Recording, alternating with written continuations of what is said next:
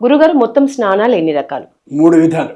ఒకటి కంఠ స్నానం, అంటే ఇక్కడి నుంచి స్నానం చేసేసి ముఖాన్ని మామూలుగా రుద్దేసేసుకుని చేయడం కంఠ స్నానం. రెండవది శిరస్నానం, తలారా స్నానం చేయడం. మూడవది అభ్యంగ స్నానం. అభ్యంగన్నా కాదు, అభ్యంగ స్నానం. ఒళ్ళంతా నువ్వుల నూనె రాసుకుని, తలకు కూడా నువ్వుల నూనె రాసుకుని అనుకున్నాం కదా, ఆ కుంకుడు పులుసుతో రుద్దుకుంటూ కుంకుడు తొక్కుంటుంది, దాంతో ఒళ్ళంతా బరా రాస్తే అది అభ్యంగ స్నానం. అభ్యంగరం కాదు.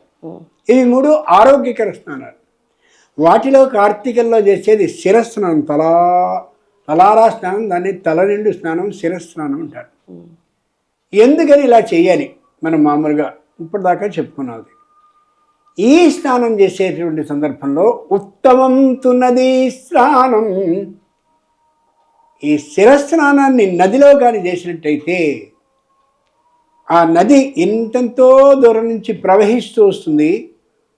చెట్లకి సంబంధించిన వేళ్ల మీదుగా ప్రవహిస్తూ ఆ మూలికలకి సంబంధించిన ఔషధి గుణాన్ని అంతటినీ కలిగి ఉంటుంది. పూర్వం వాళ్ళు వేళ జర్రున చీలి ఎరగడం అంటే కారణం అది. అంచేత నదికి సంబంధించిన ఏ మట్టి ఉందో ఆ మట్టిలో దాగిన ఔషధి శక్తులన్నీ వ్యక్తికి లభిస్తాయి. ఎర్రనేల, నల్లనేల, మాగాడి నేల అన్నీ వస్తాయి ఇసుకతో సహా. ఉత్తమంతు నదీ స్నానం తటాకం మధ్యముచ్యతే. నిలబడ్డటువంటి నీళ్లు తటాకంలో ఉంటాయి. ఆ చెరువులో స్నానం చేయడం మధ్యమ స్నానం. అథమం కూపస్నానం.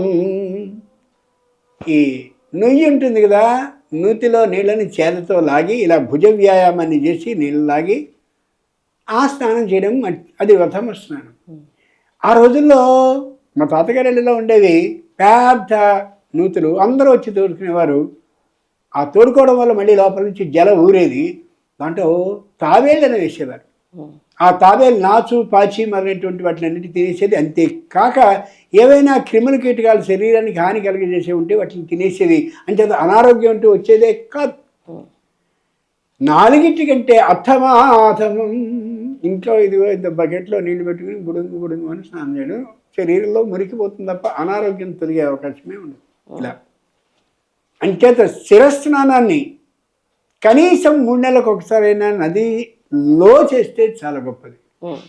వ్యాస మహర్షి ఆలోచించి సముద్ర స్నానాన్ని చెయ్యండి అన్నాడు. ఎన్నిసార్లు చేయాలి మామూలుగా సంవత్సరంలో? మా వై. ఆషాఢ మాసంలో పూర్ణిమ నాడు చేయి, కార్తీక మాసంలో పూర్ణిమ నాడు చేయి, మాఘమాసంలో పూర్ణిమ నాడు చేయి, వైశాఖ మాసంలో పూర్ణిమ నాడు చేయి. ఎందుకని? పూర్ణిమ నాడు సముద్రుడు ఉంటాడు, బ్రహ్మాండంగా ఎత్తుగా ఎగిరిపోతుంటాడు. ఎందుకని? ఆ సముద్రం నుంచి పుట్టినవాడు చంద్రుడు 16 కళలతో ఉంటాడు. తనదైన ఒక కళ, రోజుకి ఒక్కొక్క తిథి మారుతూ ఉంటే 15 రోజులు 15 కళలు కలిగి తనది ఆ 15 కలిగి 16 కళలతో ఆనందంగా ఉంటాడు. ఆ చంద్రుడిని చూసి మా అబ్బాయి అని సముద్రుడు విపరీతమైన ఎత్తులో ఎగురుతూ ఉంటాడు. అట్లా సముద్రంలో ఈ శరీరాన్ని 48 నిమిషాలు పడేస్తే ఆ ఉప్పతనానికి శరీరంలో ఉండేటటువంటి ఏ క్రిములు ఉంటాయో రోగాన్ని కలగజేసేవి అవి మొత్తం బయటకు వచ్చి చచ్చిపోతాయి. అప్పుడు వ్యక్తికి అనారోగ్యం కలగదు. 48 నిమిషాలు ఎందుకు? అది శరీరం మొత్తం తడవడానికి అంత సమయం పడుతుంది. ఊరికి అలా కాకి ఉనికినట్టుగా వస్తే ఏ ప్రయోజనం ఉండదు. ముహూర్త కాలం అని చెప్పారు. చేస్తే ఒళ్ళంతా ఉప్పతనంతో ఉంటుంది.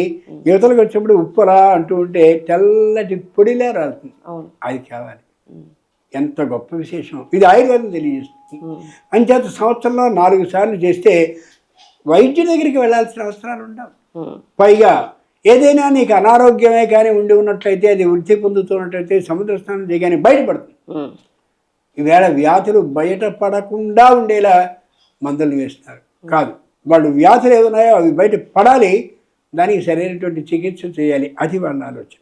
గొప్పగా చెప్పింది. ఎందుకంటే చాలా మంది పెద్ద హాస్పిటల్స్లో కూడా అది చూస్తే వ్యాధికి గల ఎగ్జాక్ట్ రీజన్, ఖచ్చితమైన కారణం తెలియట్లేదు. అవును. ఇట్లా బయటపడకుండా మనం వేసుకునే మందుల వల్ల అంతే. ప్రతి మందుకి సైడ్ ఎఫెక్ట్ ఇదండి, అది సరికాదు.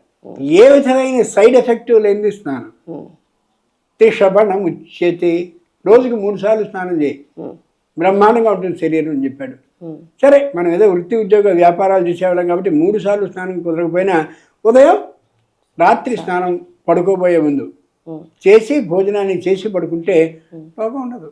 ఈవేళ 80 సంవత్సరాలు వచ్చిన వాళ్ళందరూ కూడా జరువుని చీలి ఎరగరు.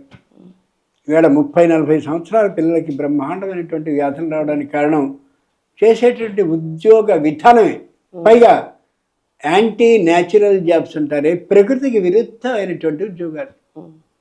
వాడు మన చేత పని చేయించుకుంటూ అప్రాచ్యుడు, మా సమయం ప్రకారం నువ్వు ఉండు అంటున్నాడు. మనం లేకపోతే వాడు ఆఫీస్ లేదు, కానీ నా సమయం ప్రకారం నువ్వు ఉండు అంచేతనే జీతం ఎక్కిస్తున్నాడు. ఆ జీతాన్ని ఆశించి మనం సూర్యుడు అలా ఉదయించగానే పడుకోవడం, సూర్యుడు అలా నిద్రించగానే మనం లేవడం.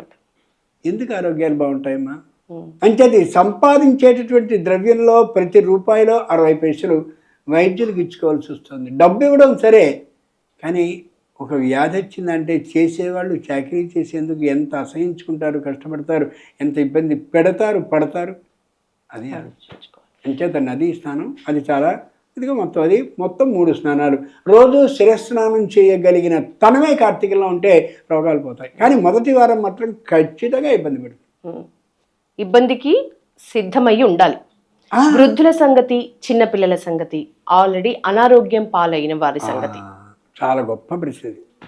మహర్షులు ఏం చేస్తారంటే మనకి ఎట్లాంటి సమస్య రాబోతుందో వాళ్ళే ప్రశ్న వేసుకుంటారు ముందు.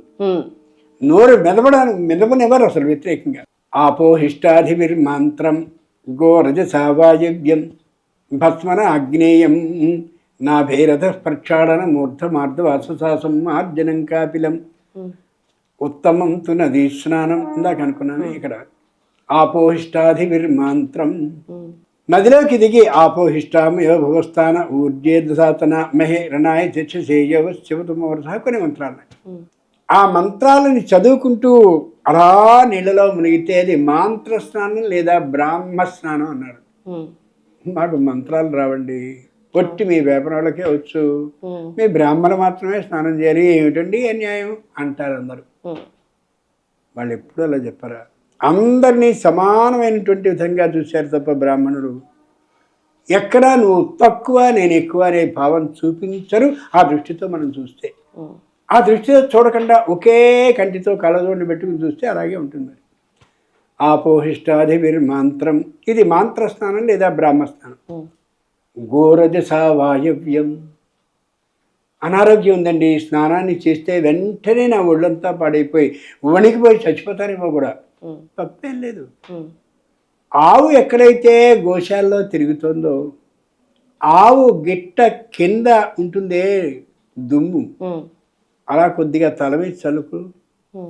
గోరజస వాయవ్యం, ఆయన మంత్రాలు చదువుకుంటూ చేసినటువంటి స్నానానికి ఎంత పుణ్యం విలువ ఉంటుందో అంతా ఆవు గిట్ట కింద పడ్డటువంటి దుమ్ముని నెత్తి మీద వేసుకుంటే నీకు లభిస్తుంది. ఇప్పుడు చెప్పండి, బ్రాహ్మణులు పక్షపాతంతో ఉన్నారా? ఇది వేదంలో మంత్రం తప్ప గాలికి నేను పురాణం చెప్పేది కాదు ఇది.